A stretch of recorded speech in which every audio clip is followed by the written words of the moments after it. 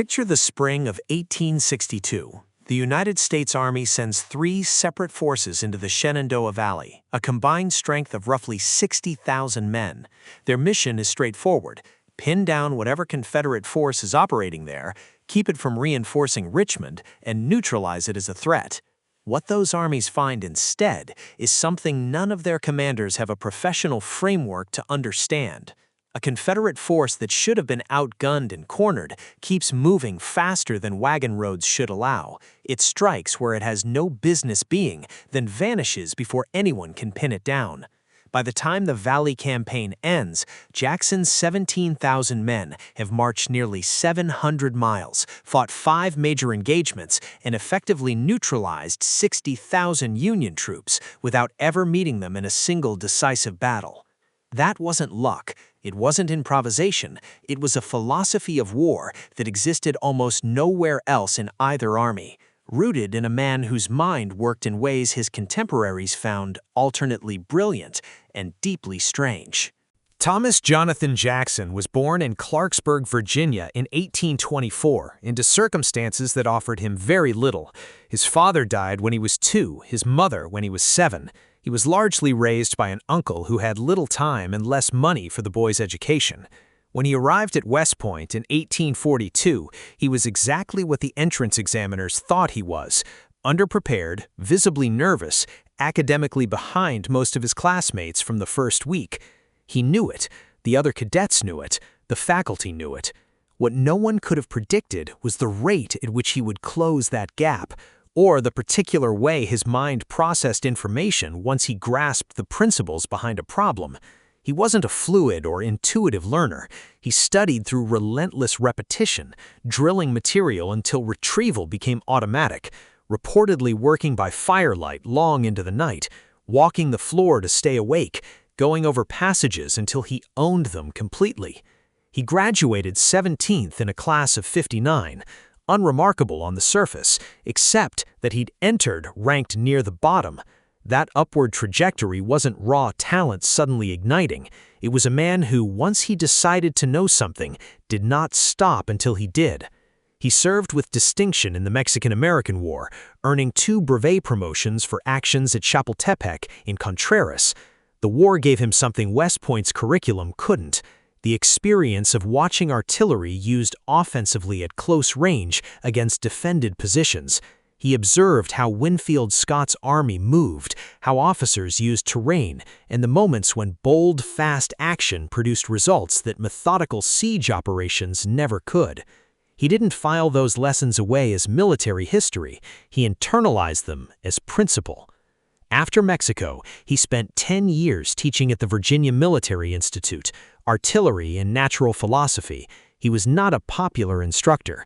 His lectures were rigid, dense, and often hard to follow. He delivered them from memory in the exact same words every time, and if a student's question broke his rhythm, he would restart the lecture from the beginning rather than answer it out of sequence.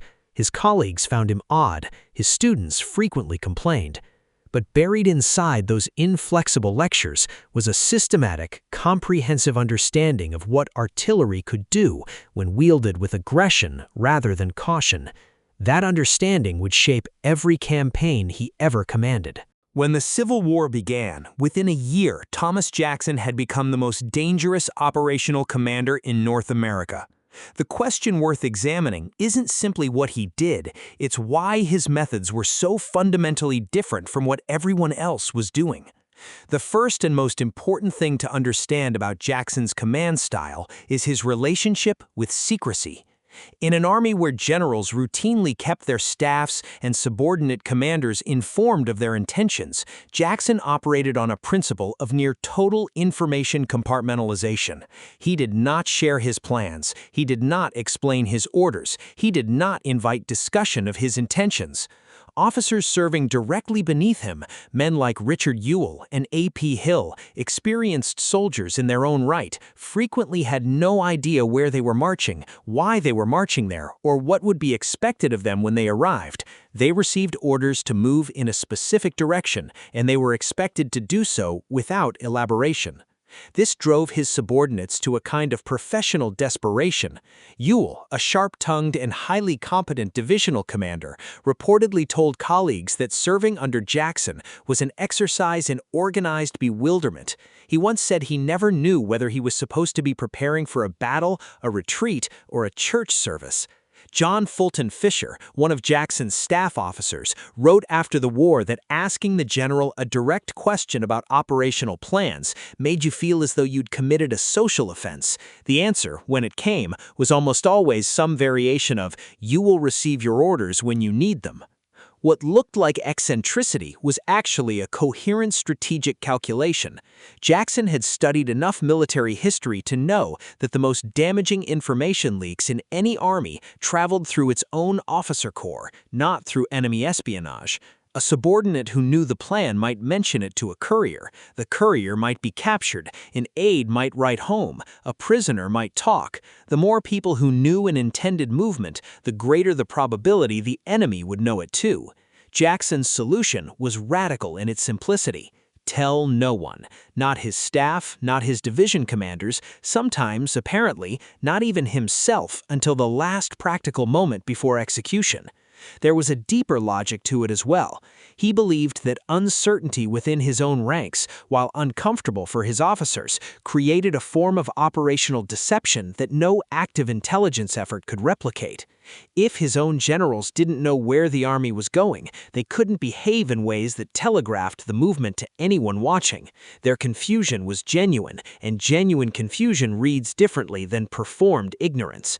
He took secrecy to lengths that occasionally cost him. During the Maryland campaign of 1862, the infamous Lost Order, Special Orders No. 191, fell into Union hands and handed George McClellan a complete picture of Confederate dispositions. Jackson's portion of that order was followed with the kind of precision that made the intelligence windfall briefly terrifying. But what kept that gift from becoming catastrophic was partly McClellan's own hesitation and partly the fact that Jackson had already tightened his grip on Harper's Ferry so quickly that the strategic situation shifted before the Union commander could fully act on what he knew. Even when his army's plans were compromised, Jackson's speed made the compromise partially irrelevant. Speed was the second pillar of how Jackson made war. His infantry moved at a pace that became legendary within both armies, earning them a nickname, the Foot Cavalry, that captured exactly what made them tactically transformative. During the Valley Campaign alone, units in his command covered distances that their feet could scarcely have been expected to survive, let alone fight at the end of. The operational logic behind the marching wasn't simply aggression for its own sake. Jackson understood, in a way many of his contemporaries did not, that the speed of an army's movement is a form of force multiplication. An army that can be in two places faster than the enemy can respond to it being in one effectively doubles its operational reach. By moving faster than his opponents could track, he could concentrate against a fraction of their strength, while the rest was still reacting to where he'd been rather than where he was. In the Valley, he fought Fremont, Banks, and Shields in sequence rather than simultaneously, defeating each in detail by moving between them faster than they could coordinate. To march that fast, he demanded things of his soldiers that other commanders considered unreasonable. He stripped wagon trains to the minimum. He reduced baggage an officer was permitted to carry. He pushed men past the point of conventional exhaustion and then pushed again. His men complained. They straggled. They cursed him in terms that would not survive in polished memoirs. But the ones who stayed with him understood what the speed bought them, even if they couldn't articulate it in operational language. It bought them surprise, repeatedly, against armies that should have held every material advantage. Jackson's relationship with terrain was the third dimension of what separated him from nearly every other general on either side. He didn't simply read maps, he thought geographically in a way that was almost architectural, visualizing the physical landscape as a system of constraints and opportunities rather than a neutral backdrop against which armies moved. The Shenandoah Valley itself, the geography he understood better than any northern commander, was in his hands not just a defensible corridor, but an operational instrument. The valley ran northeast toward the Potomac, which meant that a Confederate army operating there with any offensive energy threatened Washington directly. That threat carried psychological weight entirely out of proportion to the actual force producing it, and Jackson exploited that asymmetry without mercy. He used the Massanutten Mountain, the ridge that splits the valley into two parallel corridors, the way a chess player uses a discovered check. When he disappeared from Union's sight behind that ridge, his opponents couldn't know whether he was retreating south toward Richmond, pushing north toward the Potomac, or crossing back through one of the gaps to strike a flank. The mountain made his movements unreadable from the outside, and he used that opacity as aggressively as he used his infantry. Contrast this with what was happening simultaneously in the Eastern Theater under George McClellan. McClellan was a superb organizer, a gifted engineer, and a man who understood military logistics at a level of sophistication that few in either army could match, but he treated terrain primarily as a problem to be managed rather than an opportunity to be seized. He looked at the Virginia Peninsula and saw marshes, river crossings, disease, and supply vulnerabilities. He wasn't wrong about any of those things, but he was incapable of looking at the same landscape and asking what it might make possible if he moved faster and hit harder than the enemy expected. Jackson asked that question constantly of every piece of ground he ever campaigned across. The contrast with John Pope, whom Jackson faced at Second Bull Run in August 1962, is equally instructive. Pope was aggressive, confident, and tactically bold in ways McClellan never was. His aggression was direct. He intended to close with Jackson's force and destroy it through superior numbers. What he couldn't anticipate was Jackson's willingness to accept apparent encirclement as a tactical position rather than a catastrophe. At Second Bull Run, Jackson's men held a railroad cut against repeated Union assaults, while Longstreet's corps marched into position on their right. The reason Jackson could hold that position wasn't simply stubbornness. He had looked at the ground, calculated what Pope needed to do to destroy him, and concluded that the time it would take Pope to do it was more than enough time for Longstreet to arrive. He was betting on the mathematics of movement. He was right. The role of religion in Jackson's command decisions is something historians have treated with varying degrees of seriousness, but to dismiss it as mere personal piety is to misunderstand how deeply it shaped his operational psychology. Jackson was a Calvinist of severe conviction, and his theology had a very specific consequence for how he made decisions under pressure. He believed, with a kind of certainty that is indistinguishable from factual knowledge in the person who holds it, that his movements were directed by providence, not metaphorically, not inspirationally, literally. God's will, in his understanding, was the operating force behind his campaigns, and his own role was to be a faithful instrument of that will rather than an independent agent calculating outcomes. This belief had a practical effect that is easy to overlook. It made him immune to the psychological paralysis that afflicted so many Civil War generals at the moment of commitment. For Jackson, the decision to attack wasn't purely a calculation of odds, it was an act of faith. When he concluded that God had presented an opportunity, hesitation wasn't caution, it was disobedience. That psychological framework allowed him to act at moments when other generals were still running the arithmetic. In the compressed time frames of Civil War combat, the general who decided first almost always shaped the engagement on more favorable terms.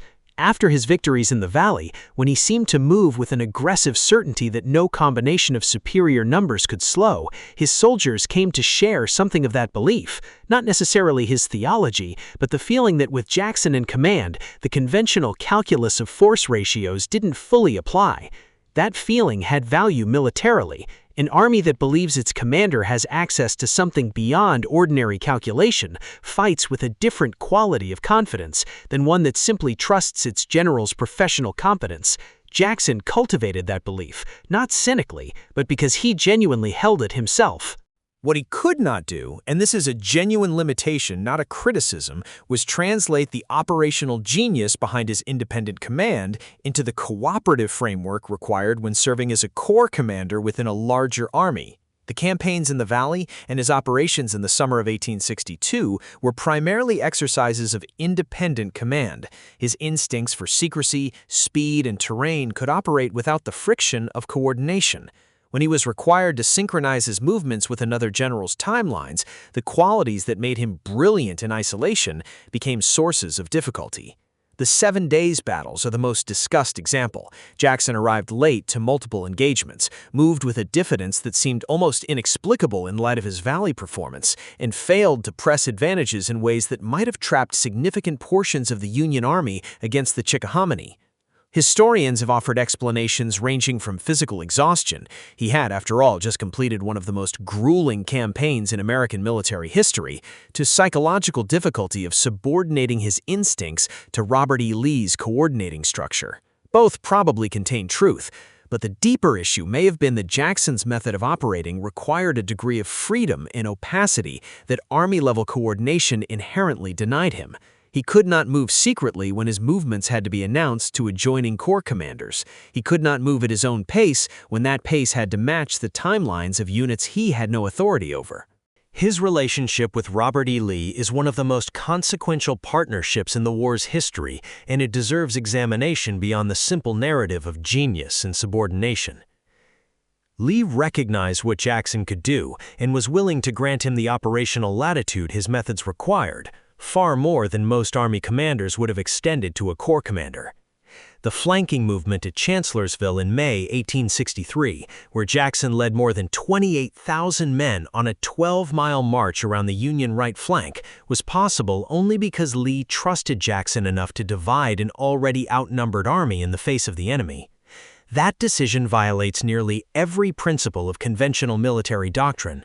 Lee made it because he understood that Jackson's combination of speed, secrecy, and aggressive timing transformed what looked like recklessness on paper into calculated opportunity. The route ran through dense forest, along roads that barely deserved the name, within potential striking distance of Union forces on multiple occasions. Jackson kept the column moving without rest, without explanation to his subordinates, and without any apparent awareness of the risk that a Union flanking force might have cut the column in half. When his lead elements burst from the tree line onto Oliver O. Howard's 11th Corps at dusk, the tactical surprise was so complete that the Corps was effectively destroyed as a fighting force within minutes. The strategic position at Chancellorsville was transformed. It was the last great expression of Jackson's method. That night, riding forward in the darkness to reconnoiter the Union position, characteristically refusing to stop while a tactical opportunity remained open, he was struck by fire from his own men, who mistook his small party for Union cavalry. He was hit 3 times, twice in the left arm, once in the right hand. The left arm was amputated at the shoulder the following morning. He appeared to be recovering when pneumonia set in. He died 8 days later, on May 10, 1863. Lee's remark upon learning of the wounding, that Jackson had lost his left arm but he had lost his right, was not the kind of rhetorical flourish that generals offer in official dispatches. It was a clinical assessment of a strategic problem. Hill was brave, Ewell was competent, Early was aggressive, but none of them were Jackson. And Lee understood in the moment he said those words exactly what that meant for every campaign he would fight afterward. The question of what the Confederacy lost when Jackson died is ultimately unanswerable, but the direction of speculation is clear. The Gettysburg Campaign began just 6 weeks after Chancellorsville. Whether Jackson would have driven his corps through the South Mountain Gaps faster than Ewell managed, whether the heights south of Gettysburg would have been seized on the evening of July 1st if Jackson had been the man Lee sent to take them at his discretion, these are the conversations Civil War historians return to repeatedly and never resolve. What is not speculative is this: the thing Ewell was asked to do, take the heights if he found it practicable, was exactly the kind of discretionary, fast-moving tactical decision that Jackson had made dozens of times in 2 years, and Ewell, for reasons of character and command habit, could not make it in the 40 minutes before darkness fell. What made Thomas Jackson different was never one thing. It was the interaction of several things that happened to converge in a single man at a single moment in history. The obsessive commitment to self-improvement that turned a barely qualified West Point cadet into one of the war's finest tactical minds. The deep study of artillery and terrain that gave him the technical vocabulary to match what his instincts were telling him. The the teleological framework that eliminated the psychological hesitation paralyzing more conventionally calculating commanders, the willingness to demand things of his men that other generals considered unreasonable, and the moral authority earned through visible personal asceticism and shared hardship to make that demand stick. And above all, the operational intelligence to understand that in a war where armies were growing too large and too slow for traditional decisive engagement, speed and surprise were the most economical path to strategic effect. Every other general in that war saw the same armies, fought over the same ground, and read many of the same books. Jackson alone built a method around what that landscape in that moment actually required and executed it with a consistency that still doesn't have a satisfying explanation. If you watched this video till the end, could only mean you enjoyed it. Don't fail to give this video a thumbs up, subscribe to our channel, and hit the notification bell for more hidden truths. Be informed when the truth is revealed. Thanks for watching.